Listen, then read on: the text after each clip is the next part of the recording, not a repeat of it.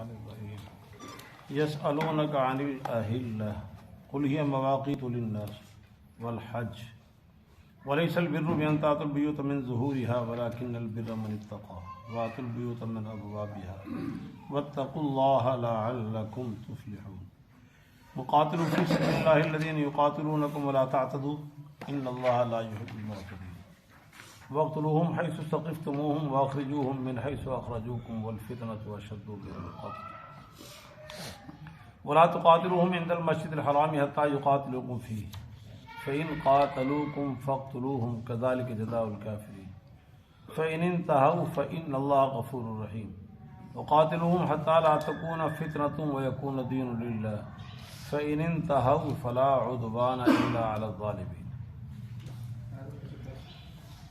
سبحانك لا علم لنا الا ما علمتنا انك انت العليم الحكيم رب اشرح لي صدري ويسر لي امري واحلل عقدة من لساني يفقهوا قولي رب زدني علما وارزقني فهما اللهم صل على سيدنا ومولانا محمد وعلى ال سيدنا ومولانا محمد وبارك وسلم يا رب صل وسلم دائما ابدا على حبيبك خير الخلق كلهم هو الحبیب الذی ترجا شفاعته لکل حول من الاحوال 188 ایسے اگلی دوسرا سپارہ 188 ایسے ما ان مدحت محمدا بمقالتی ولكن مدحت مقالتی بمحمد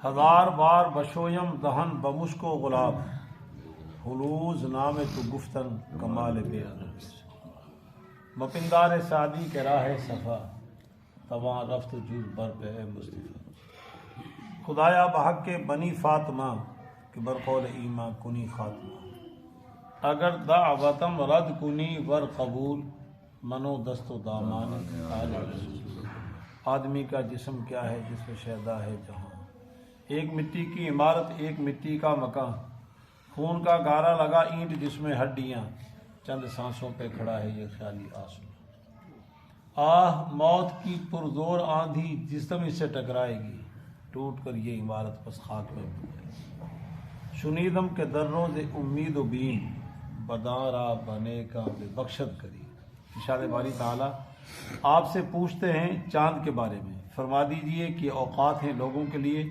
اور حج فریضہ حج کے لیے یہ نیکی نہیں ہے تم گھروں میں آؤ اس کی پشت کی جانب سے لیکن نیکی ہے وہ شخص جو ڈر گیا نیکی اس بات کا نام ہے جو کچھ اللہ سے تقوی جو ڈر گیا جس نے تقوی اختیار کیا اور آؤ گھروں میں اس کے دروازے کی طرف اور اللہ سے ڈرو امید ہے تم فلاح پا جاؤ اور قتال کرو اللہ کے راستے میں ان لوگوں سے جو تم سے قتال کرتے ہیں اور تعدی نہ کرو زیادتی نہ کرو بے شک اللہ زیادتی کرنے والوں کو پسند نہیں فرماتا اور ان سے قتال کرو جہاں تمہیں انہیں پاؤ اور نکالو تم ان کو جہاں سے انہوں نے تمہیں نکالا اور فتنہ زیادہ سخت ہے قتل سے اور نہ قتال کرو تم ان سے مسجد حرام کے پاس یہاں تک کہ وہ تم سے قتال کرے اس میں پس اگر وہ تم سے قتال کرے تو تم بھی ان سے قتال کرو یہ اسی طرح بدلہ ہے کافروں کا پس اگر وہ باز آ جائیں پس بے شک اللہ بخشنے والا رحم کرے اور ان سے قتال کرو یہاں تک کہ نہ ہو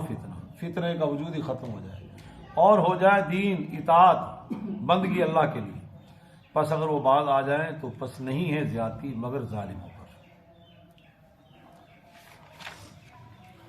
گزشتہ آیات میں اللہ جل جلالہ و منوالو نے فریضہ صیام روزہ اس کے بارے میں کامل ایک رکوع اس کے احکامات بیان فرمائے اس کا خلاصہ روزہ تم پہ فرض ہے جیسے تم سے پہلی امتوں پہ فرض تھا روزے کا مقصد نتیجہ غرض و غایہ تاکہ تقویٰ آ جائے ہر شریعت کا حکم اس کا خلاصہ تمہارے اندر تقویٰ آ جائے پرہیزگاری آ جائے مجھے اللہ کی معرفت مجھے اللہ کا خوف آ جائے اور وہ جو ہے نا تقویٰ وہ خلاصہ ہے تو فرمایا اور وہ کیا ہے چند دنوں کی گنتی 29 یا 30 دن اور پھر اللہ جل جلالہ و منوالوں نے ارشاد فرما دیا عذاب تک میں اللہ تمہارے ساتھ آسانی چاہتا ہوں تنگی نہیں چاہتا اس کا واضح حکم کہ اگر بیمار ہو تو بعد میں روزے رکھ لو سفر پہ ہو تو بعد میں کر لو آسانی وہ پنجابی کے اندر ضرور ہونی پھائے لگنا، بعد میں رکھ لو، اللہ کتنی آسانی چاہ رہے ہیں، بیمار ہیں اور متحمل نہیں ہو، بعد میں کر لو، ہاں کرنے ہیں۔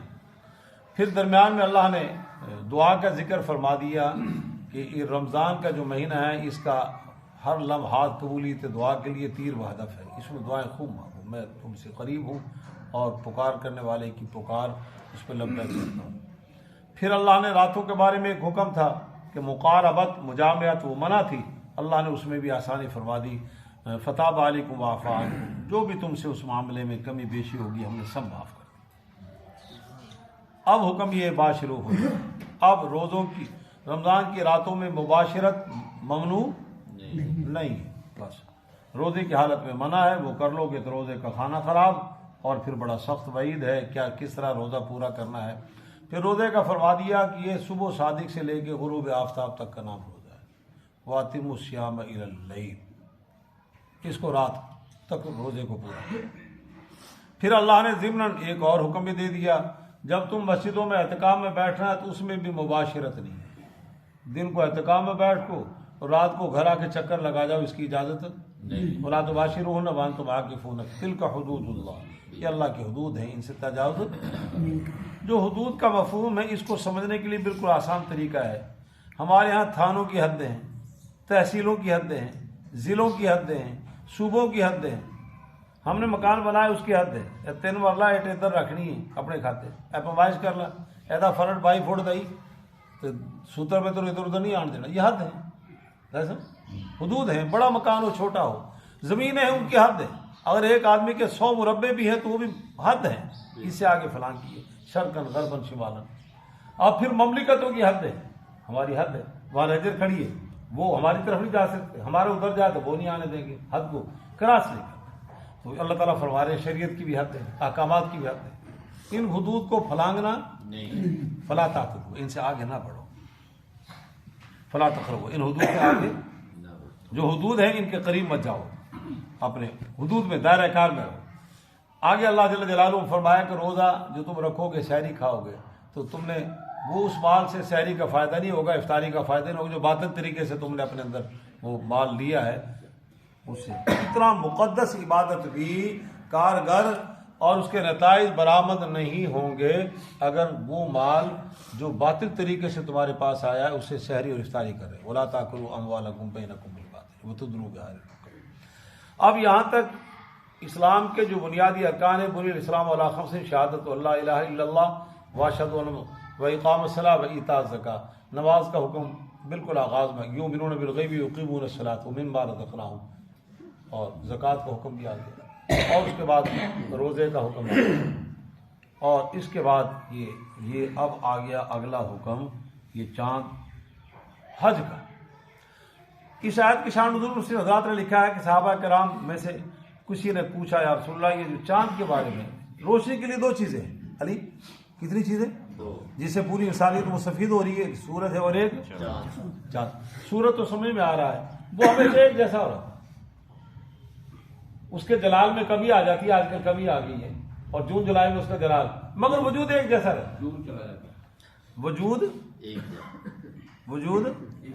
ایک جیسا ہے، جسامت اتنی نظر آتی ہے، اب بھی سورج کو دیکھو اتنا ہے، جون جولائی میں دیکھو تب بھی اتنا۔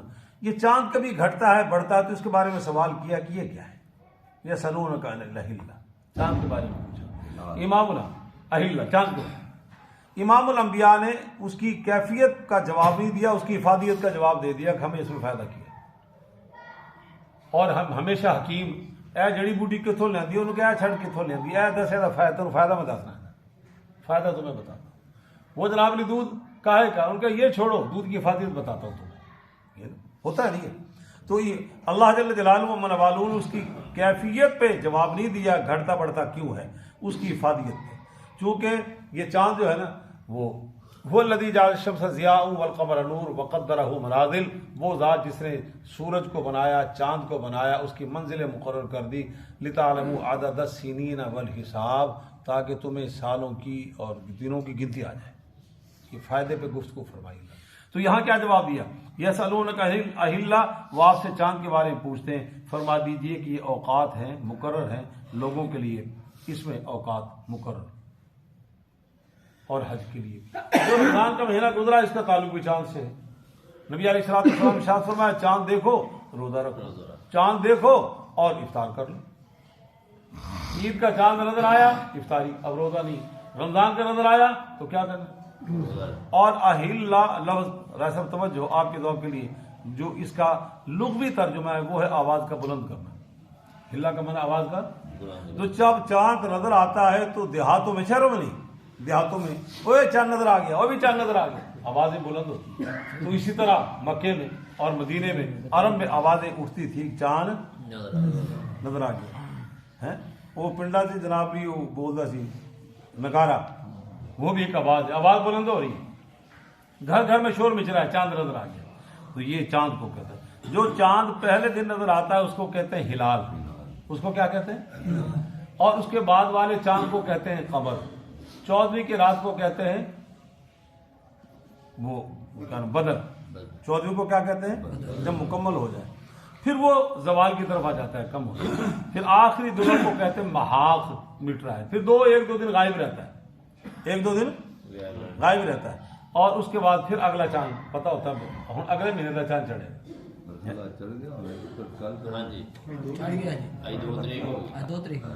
دو ہوگی تو فرمایا یہ اس کے ساتھ تمہارا حساب وابستہ ہے، رمضان کا بھی اس سے وابستہ ہے، زکوٰۃ کا بھی اس سے وابستہ ہے، سال جب پورا ہو جائے اس کے اعتبار، اور حج بھی اس سے وابستہ ہے۔ ہمارے تمام امور قمری اعتبار سے ہیں، وہ چونکہ چاند سورج کا تو پتہ ہی نہیں چلتا، سارا سال ایک جیسا رہتا ہے۔ چنانچہ شاہ ولی اللہ مدرسہ بھی رحمۃ اللہ علیہ فرماتے ہیں یسألونک عن الاہلہ، اہلہ سے مراد ہی مہینہ ہے، آپ سے پوچھتے ہیں وہ مہینے کے بارے میں، تو یہ اپنا حساب مہینوں کے حساب سے چلاؤ۔ اور ہمارے اسلامی سکالروں میں 2 بزرگ گزرے ہیں اور دونوں مفسر قرآن تھے اور دونوں کے ساتھ راضی ہیں، تو وہ دونوں کا حکم یہ ہے، دونوں فرماتے ہیں کہ مسلمانوں کے لیے لازم ہے اپنے حساب کتاب کو کس حساب سے شروع کریں، شمسی یا قمری؟ فرماتے ہیں چاند سے ہونا چاہیے۔ تمام تر معاملہ ہماری جنتری، ہماری ڈائریاں کس کے مطابق ہونی چاہیے؟ یہ شمسی حساب عیسوی ہے، ان لوگوں کا ہمارا نہیں ہے جو مسلط ہے ہمارے اوپر، اور ہم نے اسی کو لیا ہوا ہے۔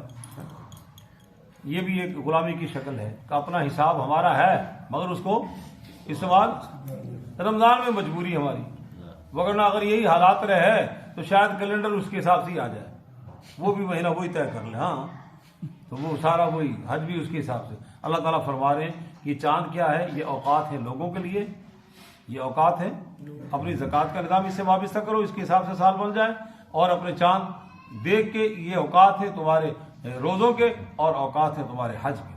وَلَيْسَ الْبِرُّ بِأَن تَأْتُوا الْبُيُوتَ مِن ظُهُورِهَا، اور اس زمانے میں ایک طریقہ کا تھا کہ وہ لوگ جب اپنے سفر پہ جاتے، کسی بھی عنوان سے سفر کے لیے جاتے، اچانک واپس آنا پڑ جاتا تو دروازے کی طرف سے داخل نہیں ہوتے تھے، یا دیوار توڑتے یا دیوار پھلانگ کے داخل ہوتے تھے۔ یہ طریقہ تھا عرب کا، یہ ایک رسم تھی۔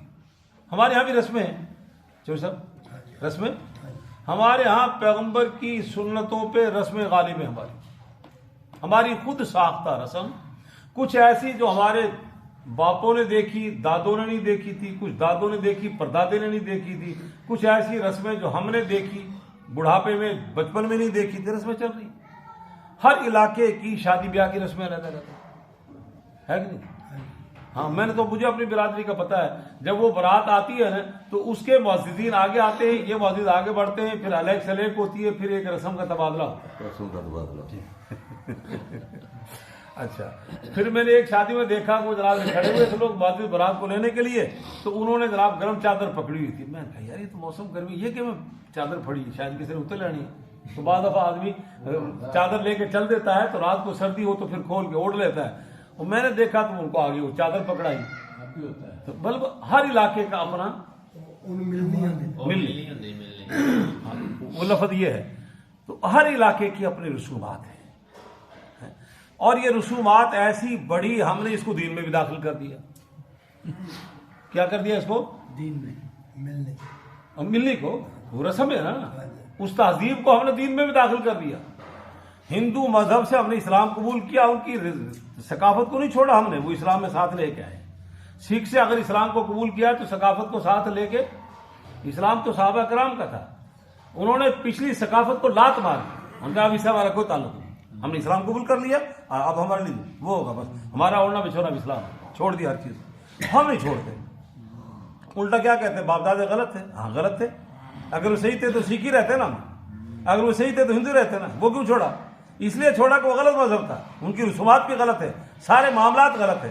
امام الانبیاء دلہا بن کے گئے، بتلائے کو ہاں جی کون سی رسم ادا ہوئی؟ امام الانبیاء کے گھر دلہا آئے، حضرت علی نہیں آئے، عثمان بن عفان نہیں آئے، تو کیا ہوا؟ کچھ بھی نہیں۔ میں نے بیٹیوں کو نکاح دیا تو میں دروازے پہ کھڑا تھا، وہ برات ادھر آ گئی، مجھے کہنے لگے جناب ان کو کرشا وہ برات آ گئی، میرے سسر کہنے لگے میں اتنے تک رستہ آنا تھا کہ نہیں آنا، میں کھڑا نظر نہیں آنے والا کہ بھی آ جانا گل مکی کو اتنے لین جائیے وہ اتوں تر کے جہاں میرے بوئے تے گلی تے آ گئی تے گڈی سے رستہ انہوں نے پتہ لگ گیا، اتر کے پیدل انہوں نے دیسا کہ میں کھڑا اگے آ، وہ آئے میں سلام لیا اندر، وہ سسر میرے جناب جی تھوڑا سا انہوں نے وہ ملنی وغیرہ، میں نے کہا کچھ بھی نہیں کرنا، چلیں اندر مسجد بٹھائیں بات کریں، یہ تو ہمت کرنی پڑتی ہے نا، کریں تو خیر۔ تو یہ رسومات تو اس زمانے کی رسم تھی کہ کیسے آنا ہے، دیوار پھلانگ کے یا دیوار توڑ کے۔ اللہ جل جلالہ و من والو فرما رہے یہ کوئی نیکی نہیں ہے، انتا تبیوت من ظہورہا، کہ تم دیوار کے گھروں سے وہ گھروں میں آؤ پشت کی جانب۔ نیکی کیا ہے؟ نیکی تو تقوی کا نام ہے، اللہ سے ڈرو۔ نیکی کس کا نام ہے؟ راس الحکمت مخافت اللہ، حدیث میں آتا ہے وہ حکمت کی جڑ اور بنیاد اللہ کا خوف ہے، اللہ سے ڈرنا، یہ ہے تقوی، ڈر جانا اللہ سے، اللہ کا خوف آ جائے۔ اب ہم نے تو رسومات کو اتنا آگے بڑھا دیا، اتنا آگے بڑھا دیا کہ وہ عید بھی شروع کر دی ہم نے۔ پوری اسلام کا مطالعہ کر کے دیکھیں، ساری اسلامی کتابوں کسی بھی مکتب فکر نے کتاب لکھی ہے، باب العیدین فقہ کی کتاب جو درس نظامی میں ہے، وہی درس نظامی بریلویوں کا ہاں، وہی دیوبندیوں کا ہاں، اور اسی کا کچھ حصہ غیر مقلدین اہل حدیثوں کے ہاں ہے۔ فقہ کی ساری کتابیں، کیا کہہ رہا ہوں ایسا میں، فقہ کی تمام مدون کتابیں جو پڑھائی جاتی ہیں، ابھی ایک آدمی جائے جامعہ شفیہ کہ ہمیں شروع سے پورا نصاب دکھاؤ فقہ میں کیا پڑھاتے ہو، اور وہی گاڑی لے کے آپ جائیں جامعہ نیم میں کہ ہمیں آپ کیا پڑھاتے ہیں فقہ میں، اس میں دیکھیں کھول کے کہ اس میں ایک ہی لکھا ہے باب العیدین، دو عیدیں، کتاب العیدین، دو عیدیں، عیدوں کا حکم کیا ہے۔ اور اب ہمارے ہاں جناب ایک تیسری عید شروع ہو گئی، وہ ہے کہ نہیں چور صاحب اس طرح، یہ کہاں سے آیا؟ اور آپ نے بچپنے میں کیا دیکھا، اب کیا ہو رہا ہے، وہ صحیح تھا یہ اب صحیح ہے، یہ سمجھ میں آتا ہے، سمجھ میں آتا کیا ہے۔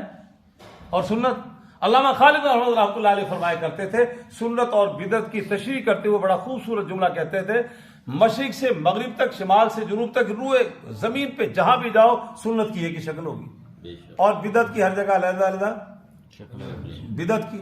یہ دلیل ہے اس بات کی بدعت ہے، سنت ہوتی تو ایک شکل، پیغمبر کی جو سنت ہے وہی قصور میں ہوگی، اور قصور سے ہمارا ملک آخری کنارہ کراچی، ادھر پشاور اور ادھر جنابری فوٹ آباد چلے جائیں، وہ پورے قرہ ارضی پہ سنت ایک ہی ہوگی اگر کوئی کر رہا ہے، سمجھ میں آ گئی۔ اور بدعت ہر جگہ علیحدہ علیحدہ، اور ثقافت ہر جگہ، تہذیب ہر جگہ، وہ اس کو ثقافت کہیں اس کو، تو یہ ان کی رسم تھی، طریقہ تھا، اس پہ بڑا یہ زور دیتے تھے۔ اللہ تعالیٰ فرما رہے ہیں وَلَٰكِنَّ الْبِرَّ مَنِ اتَّقَىٰ، نیکی یہ نہیں ہے، نیکی تو تقوی کا نام۔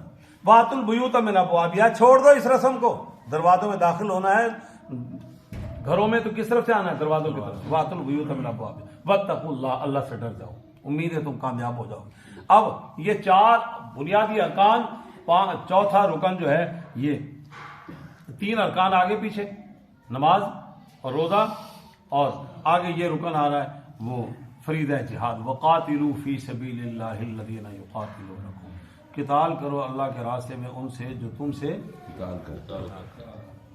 قتال کے لیے ایک لفظ بولا جاتا ہے جہاد کا، قرآن میں بھی وہ لفظ ہے جاہد، حدیث میں آتا ہے جاہدوا باموالکم وانفسکم، ایک روایت میں والسنتکم، اپنے مالوں سے جہاد کرو۔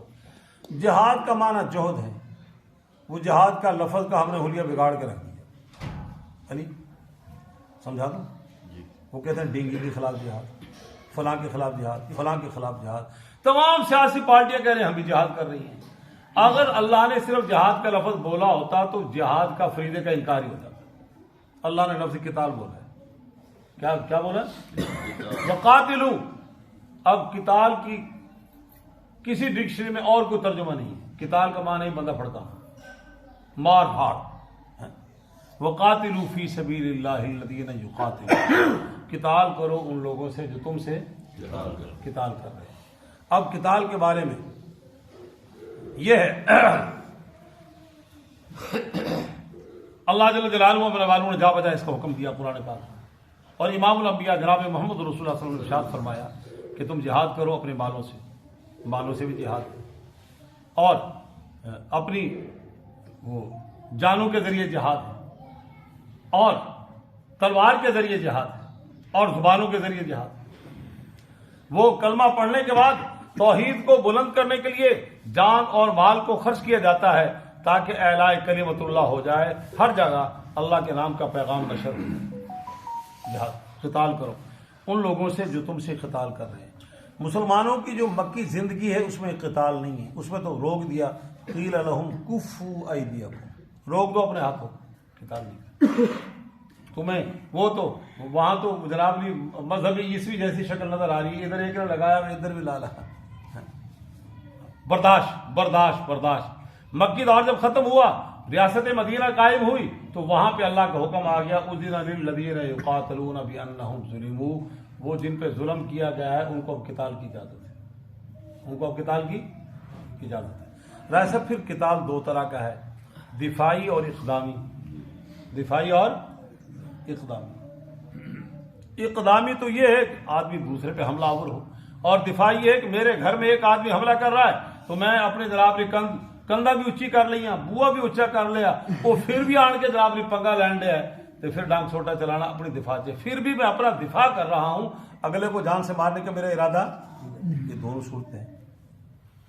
ہمارے ہاں روئے زمین پہ دنیا کفر مسلمانوں کے جہاد پہ وہ اعتراض کرتا ہے کہ یہ مسلمان تلوار کے ذریعے سے دباؤ ڈال کے مروب کر کے اور مغلوب کر کے اسلام پھیلا رہے ہیں. یہ الزام ہے ہمارے اوپر. یہ کیا ہے چور صاحب ہمارے اوپر؟ ساری دنیا کی متمدن قوم, مہذب قوم, وہ کہتی ہے کہ اگر ان کے معاشرے میں فساد آ جائے, لڑائی جھگڑے آ جائیں, فتنہ برپا ہو جائے, تو اس کے لیے وہ تیر تلوار نیزہ بھالا اور اپنی ایجنسیاں اور اپنے تمام ادارے ان کی حرکت میں آتے ہیں کہ نہیں آتے؟ شر کو قلع کما کرنے کے لیے, فساد کو مٹانے کے لیے آتے کہ نہیں؟ تو یہی جہاد. مسلمان کہتا ہے کہ کفر, شرک, بے دینی اور اللہ کا مذاق, پیغمبر کا مذاق یہ شر ہے, اس کا قلع کما کرنے کے لیے ہم نے جہاد کرنا ہے. اس شر کو مٹانے کے لیے, امن کو قائم کرنے کے لیے اور امن کی بقا کے لیے جہاد کرنا. اب یہ اقدامی بھی ہے اور دفاعی بھی ہے. اقدامی بھی ہے اور دفاعی بھی ہے. شاہ اللہ بہت دہلوی رحمۃ اللہ علیہ بڑا خوبصورت اس کو تعبیر کرتے ہیں لفظوں سے. اگر کسی کے جسم میں پھوڑا آ جائے, تمام دوائی دارو کرا لیے اور وہ ٹھیک نہیں ہو رہا, تو پھر آپریشن کرتے ہیں فاسد مادے کو نکالنے کے لیے. اسی طرح فی زمانہ شوگر کا مرض بڑھ جائے اور وہ ڈاکٹر فیصلہ کر لیں اب انگلیوں کو کاٹنا پڑے گا قاری صاحب, وغیرہ تو یہ جناب خطرہ ہے تمہارے جان کو, پاؤں کو کاٹنا پڑے گا, تو ہم کیا کہتے ہیں, ڈاکٹر کی تجویز بہت خوبصورت تجویز ہے, ہم اس کو مانتے ہی انکار کرتے ہیں. اب اس جسم کو باقی کو امن دینے کے لیے, جسم کی بقا کے لیے ہم کہتے ہیں پاؤں کاٹ دو. پیسے بھی دیتے ہیں, ڈاکٹر کا شکریہ بھی ادا کرتے ہیں. تو انسان جسد واحد کی طرح ہے پوری دنیا کا انسان. اگر ان انسانوں میں فساد آ گیا تو اس کو, شر کو مٹانے کے لیے اس کا قلع کما کرنا بالکل بیانی. اسی طرح جس طرح شوگر والا پیسہ دے کے ڈاکٹر سے خود اپنے پاؤں کو کٹواتا ہے تاکہ باقی جسم میں امن ہو اور باقی جسم کی بقا ہو, تو اس علاقے کے لوگوں کو مارنا دھاڑنا تاکہ باقی انسانیت کو امن ملے, باقی انسانیت کو بقا ملے, یہ جہاد. ایسا بات سمجھ میں؟ یہ تو تمام دنیا بھر کی قوم اس کے قائل ہے کہ شر کو تو ختم کرنا ہے, امن کو ہم نے قائم کرنا ہے. اگر وہ امن کرنے میں وہ مخلص ہیں تو امن اس کے بغیر قائم نہیں ہوگا, پھر انہیں جہاد کا فلسفہ بھی ماننا پڑے گا. یہ جہاد کا فلسفہ اقدامی جہاد. اور آگے آ رہا ہے تو قتال کرو اللہ کے راستے میں ان لوگوں سے جو تم سے مکے میں اجازت نہیں تھی، مدینے میں اجازت مل گئی، جو تم سے قتال کر رہے ہیں ان سے کرنا ہے۔ چنانچہ وہ برطانیہ کی سرزمین پہ ایک وہ بڑا مشہور ان کا مورخ گزرا ہے، بیسیکل وہ بیرسٹر تھا، بعد اس میں دینی علم بھی حاصل کیا، لارڈ ہیڈلے اس طرح کا اس کا کوئی نام تھا، اس نے اپنی کتابیں بھی لکھی، اس میں وہ لکھتا ہے اسلام قبول کرنے کے بعد ساری دنیا کفر کا مسلمانوں پہ اعتراض ہے ان کی جہاد پر، مسلمانوں کا جہاد اقدامی کم ہے، دفاعی زیادہ ہے، اور وہ بھی شر کو مٹانے کے لیے۔ رائے صاحب توجہ آپ کی درکار ہو۔ پہلا جہاد کون سا ہوا؟ بدر۔ کہاں ہے وہ بدر؟ مکے میں ہے یا مدینے میں؟ مدینے سے 40-45 کلومیٹر یا اس سے زیادہ فاصلہ ہے، اور مکے سے وہ 250-300 میل کے فاصلے پہ ہے، تو وہ دفاعی ہے اقدامی ایسے؟ دفاعی۔ احد کہاں ہے؟ مدینے سے چند کلومیٹر کے فاصلے پہ، اور یہ باغی، یہ فسادی، بدماش، چور، لٹیرے اور انسانیت کے قاتل وہاں گئے، مدینے بھی ان کو چین سے نہیں رہنے دے رہے، تو یہ دفاعی جہاد ہے اقدامی جہاد ہے؟ رائے صاحب تیسرا جہاد جو خندق ہے وہ کہاں کھودی گئی؟ عین مدینے میں۔ کہاں کھودی گئی؟ عین مدینے میں خندق کھودی جا رہی ہے، وہ آ کے جناب بھی بڑھ کے مار رہے ہیں، اسی آ رہے ہیں تو چھڈیں گے نہیں اسی، یہ تو دفاعی جہاد کر رہے ہیں۔ چند ایک ہوئے اقدامی جہاد کہ جب وہ پتہ چلا کہ وہاں سے آ رہے ہیں، انہوں نے کہا پھر ان کا نکوٹ سے ٹھپ چل، چند ایک ہے یہ ہے، چند ایک، جب ان کا شر طاقت پھیلا رہے ہیں اور ہمارا جینا حرام کریں گے، ہمارے امن کو تہ و بالا کریں گے، تب ہے، وگرنہ تو یہ۔ تو فرمایا ان سے قتال کرو جو تم سے قتال کرتے ہیں، اور اس میں شرط لگا دی ولا تعتدوا، تم نے زیادتی، یہ زیادتی کیا ہے؟ بچوں کو نہیں مارنا، عورتوں کو نہیں مارنا، بوڑھوں کو نہیں مارنا، حتیٰ کہ کلیسا میں، عبادت خانے میں، گرجے میں کوئی بیٹھا ہوا ہے، بھلے جوان ہی ہے، وہ اپنی عبادت میں اس کو کچھ نہیں کرتا۔ اگر بابا بیٹھا ہوا ہے خلوت گاہ میں تو اس کو بھی کچھ، جوان بیٹھا ہے اس کو بھی، وہ اپنے مذہب کے اعتبار سے عبادت کرو، اس کو کچھ۔ جو تمہارے سامنے دو بدو ہیں انہوں پھڑکانا ہے، وقاتلوا فی سبیل اللہ الذین یقاتلون، ان سے قتال جو تم سے قتال کر رہے ہیں۔ چنانچہ ایک روایت پاتا نبی علیہ السلام نے ایک بوڑھی، ایک عورت کی لاش دیکھی تو آپ شدید خفا ہوئے اور منع کر دیا کہ عورتوں پہ ہتھیار، جوان عورت بھی ہوتا ہتھیار، ہاں اگر ان کی عورت میدان میں آ رہی ہے، ان کا بابا میدان میں آ رہا ہے، وہ گرو بتلا رہا ہے، وہ گر بتلا رہا ہے، اگر وہ اندرا گاندھی کی طرح میدان میں قیادت کر رہی ہے تو پھر انہوں پھڑکا دینا، انہوں پورا امن جو شہری ہے ان کو کچھ، ہاں ولا تعتدوا، زیادتی نہیں کرنی، زیادتی۔ حتیٰ کہ خلفاء راشدین جناب صدیق اکبر رضی اللہ تعالیٰ عنہ نے سرکاری آرڈر جاری کیا، یہی عورتوں پہ ہاتھ نہیں اٹھانا، بچوں پہ ہاتھ نہیں اٹھانا، کلیساؤں کو نہیں گرانا، حتیٰ کہ ان کے پھلدار درختوں کو نہ کاٹنا ہے نہ آگ لگانا ہے، اس لیے کہ اگر ہم فتح نہ کر سکے تو یہ مالدار رہیں گے نہیں۔ پھلدار درخت انسانیت کا فائدہ ہے، عام سایہ دار درخت انسانیت کا فائدہ ہے، فصلوں کو نہیں جلانا، درختوں کو نہیں کاٹنا، درختوں کو آگ نہیں لگانی، بالکل کچھ نہیں کرنا، یہ اندازہ لگا ہے۔ تو ولا تعتدوا، زیادتی نہیں کرنی، اللہ زیادتی کو پسند، ایک مفہوم تو یہ ہے، اور دوسرا رائے صاحب ایک اور مفہوم ہے زیادتی کا، اس نے ذات نے لکھا ہے، یہ شہرت کے لیے نہ ہو، ریاکاری کے لیے نہ ہو، اور فتوحات بڑھانے کے لیے، تمغہ امتیاز حاصل کرنے کی نیت، یہ زیادتی ہے، صرف بحالی امن کے لیے ہو، فساد کا کلا کما کرنے کے لیے ہو، اور دین کے غلبے کے لیے ہو، صرف کہ اللہ کی زمین پر اللہ کا نظام ہو، اور جو اس نظام کے خلاف بغاوت کر رہا ہے اس باغی کو سزا دے گی۔ یہ صرف اپنا وسعت، وہ اپنی ریاست کو وسعت دینے کی نیت سے نہ ہو، علی بیٹے سمجھ رہے، شہرت کے لیے نہ ہو، طاقت کا نشہ دکھانے کے لیے نہ ہو، تو تم داستان ایسی نہیں، اس لیے نہ بلا تعتدوا، یہ زیادتی ہے۔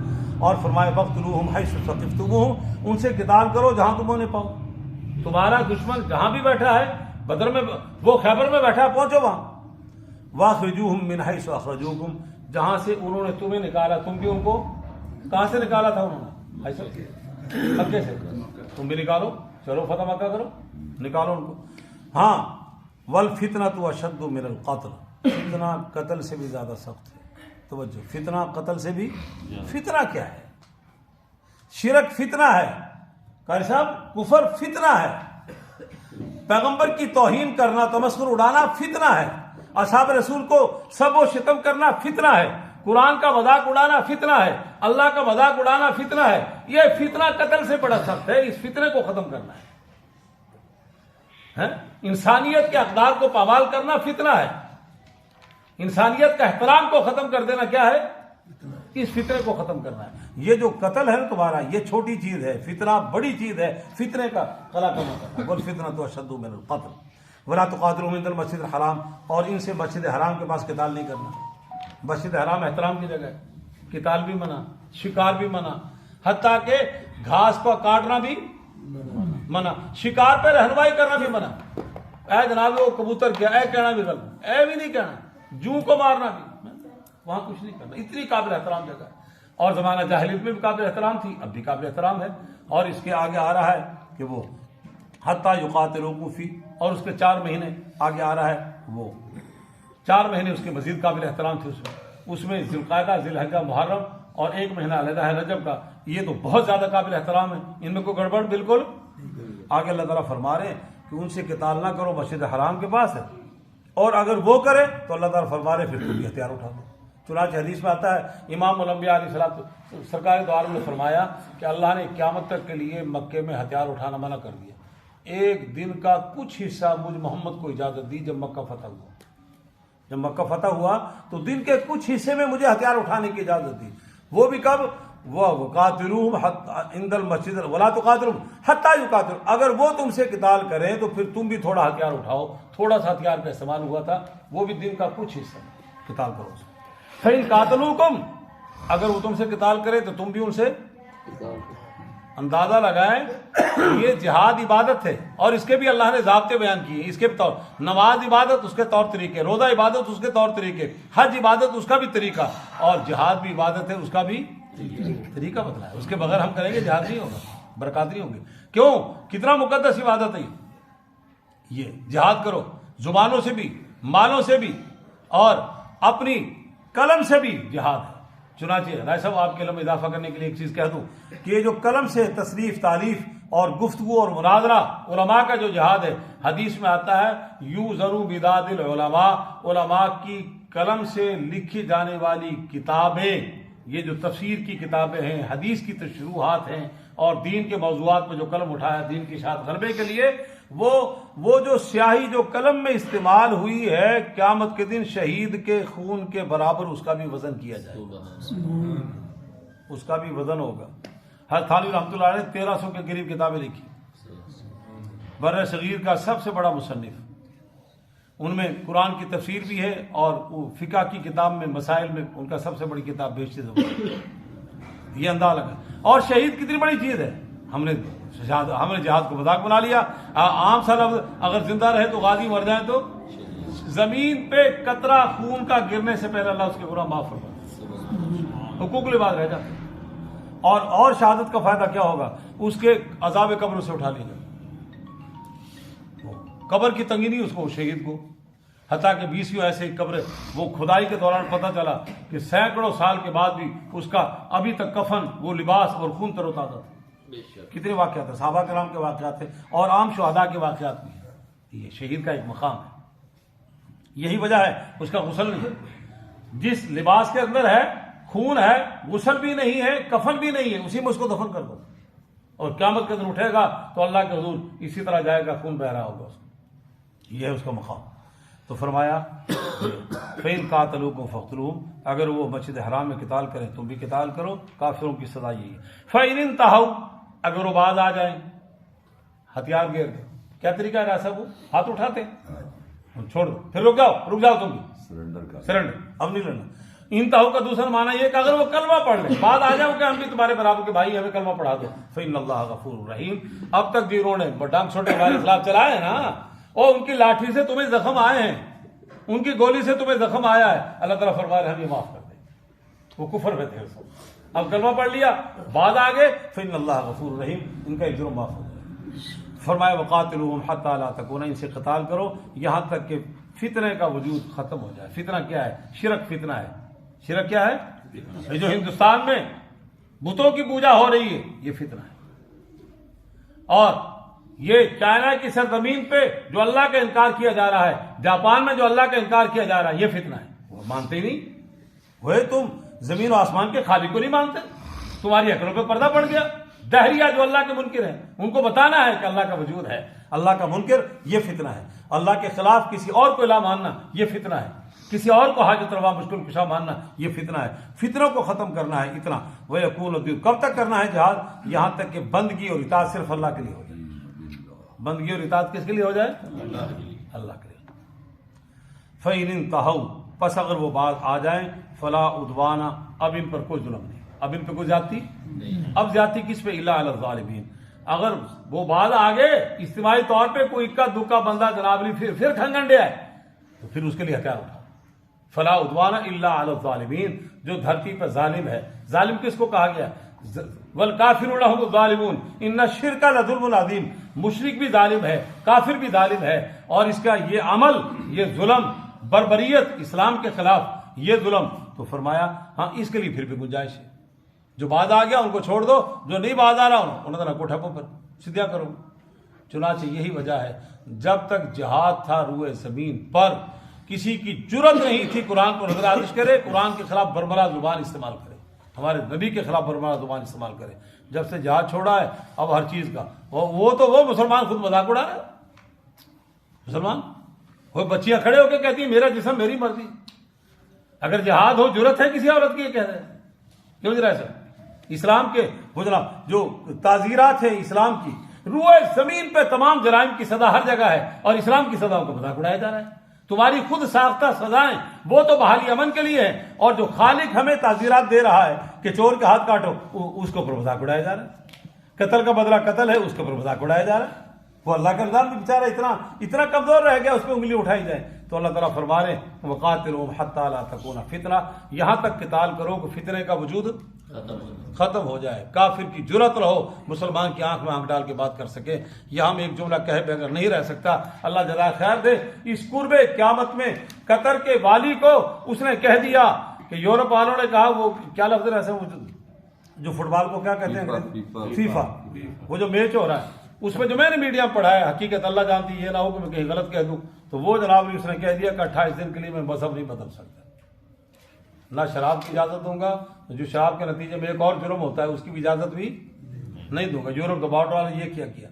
اور کسی بھی ایسے کام کا افتتاح ہوتا ہے تو مغنیاں, موسیقار, اداکار وہی آتے ہیں نا. اس نے ایک معصوم بچے سے تلاوت قرآن کرائی اور الفاظ بھی کون سے پڑھوائے, یا ایھا الناس انا خلق, ایسا سنی, یا ایھا الناس انا خلقناکم من ذکر و انثی وجعلناکم شعوبا وقبائل لتعارفوا ان اکرمکم عند اللہ اتقاکم. آسمان کے نیچے زمین پر سب سے بہتر وہ ہے جو سب سے زیادہ متقی ہو.